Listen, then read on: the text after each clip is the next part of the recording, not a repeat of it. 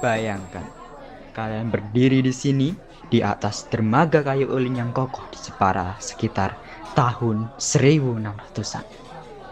Bau garam laut bercampur dengan aroma beras yang menumpuk.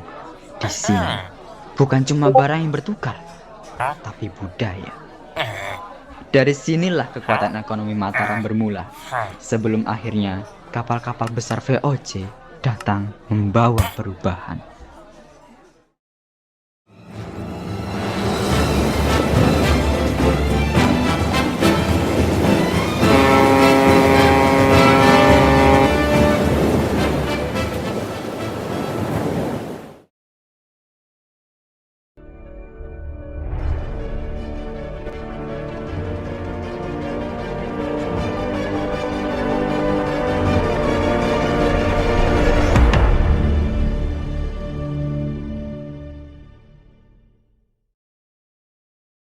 Jawa, sebuah pulau hijau yang memanjang di antara samudera.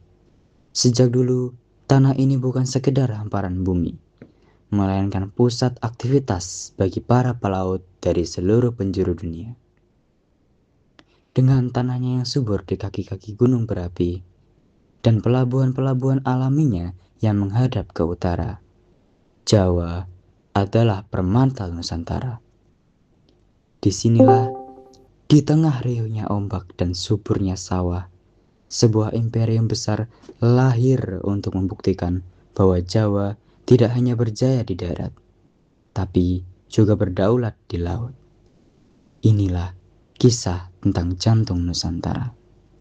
Inilah Kesultanan Mataram Islam. Perkenalkan, nama saya Calvin Istienozahi sebagai pengenalan di kelompok ini. Selamat datang di presentasi tugas sejarah pengaruh Kesultanan Islam di Indonesia. Saya akan menjelaskan terlebih dahulu bagaimana sih Mataram Islam itu terbentuk.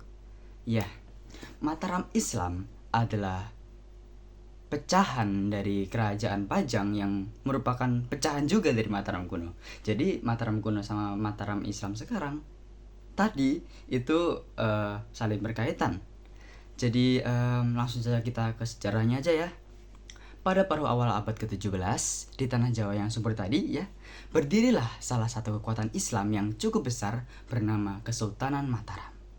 Di bawah pimpinan Sultan Agung Hanyokrokusumo, Mataram gak hanya menguasai daratan, tapi juga bermimpi buat menguasai jalur dagang serta sumber daya dari lautan.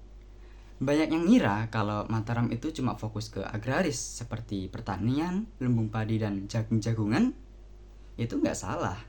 Tapi untuk menjadi imperium sejati di Nusantara, Sultan Agung sadar Mataram harus memperkuat dirinya di sektor kelautan. Bagaimana sih sebuah kerajaan Islam pedalaman yang lemah itu berubah jadi salah satu penguasa kemaritiman di Nusantara? Dan bagaimana takdir mereka ketika bergesekan langsung dengan dengan kolonial asing? Langsung saja kita ke penjelasan utamanya. Dasar dari materi kita kali ini adalah bagaimana Mataram mengembangkan budaya maritimnya. Langkah Sultan Agung sudah sangat strategis. Dia memindahkan fokus dari pintu kerajaan yang ada di pusat Pulau Jawa ke pesisir utaranya, yakni Pantura. Kota-kota pelabuhan seperti Jepara, Tuban, dan Gresik direbut dan dijadikan pangkalan militer utama.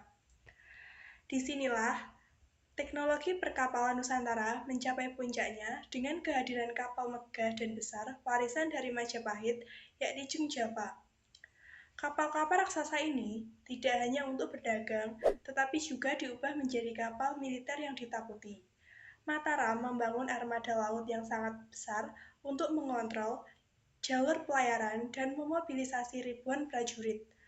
Budaya maritim Mataram adalah budaya mobilitas militer atau kemampuan memindahkan jalur dalam jumlah besar melalui laut untuk menyatukan Nusantara. Nah, poin kedua, apa sih pengaruh armada ini ke perdagangan? Besar banget. Pesisir utara Jawa adalah lumbung beras utama Nusantara. Dengan menguasai lautan, Mataram mengontrol distribusi beras ke Maluku dan ke wilayah rempah lainnya. Mataram menjadi maklar pangan utama yang sangat kaya pada zamannya. Namun, kejayaannya terusik oleh kedatangan VOC atau bisa disebut dengan Verenigd Honds Company milik Belanda. VOC ingin memonopoli rempah dan beras yang langsung berbenturan dengan kepentingan Mataram. Gesekan ini memuncak pada serangan legendaris Sultan Agung Batavia pada 1628 dan 1629. Sayangnya, karena masalah logistik dan taktik, VOC bertahan di benteng. Namun, Mataram gagal. Ini adalah serangan titik balik di mana dominasi maritim Mataram mulai disaingi teknologi dan kelicikan dagang VOC. Poin ketiga, apa relevansinya budaya maritim Mataram dengan Indonesia masa kini? Warisan terbesar Mataram bukanlah puing-puing kerajaan yang runtuh, melainkan kesadaran bahwa kita adalah bangsa pelaut. Semangat dari Sultan Agung untuk menyatukan wilayah melalui laut menginspirasi konsep modern kita, yaitu wawasan Nusantara. Lautan di Indonesia bukanlah pemisah, melainkan pemersatu pulau-pulau.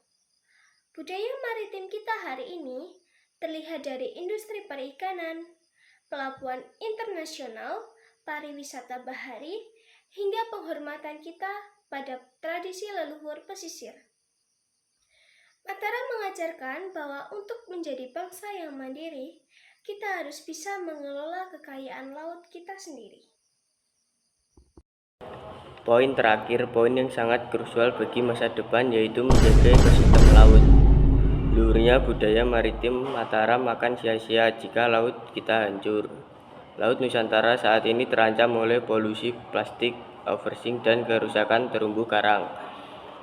Belajar dari sejarah Mataram, laut adalah urat nadi kehidupan. Membiarkannya rusak sama saja dengan memotong masa depan bangsa kita sendiri. Kita sebagai generasi muda harus bisa menjadi penerus prinsip dari Mataram yang tidak berperang menggunakan pedang, tapi melakukan melalui pikiran dan aksi nyata dengan mengurangi plastik, mendukung perikanan berkelanjutan, dan menjaga kebersihan pesisir.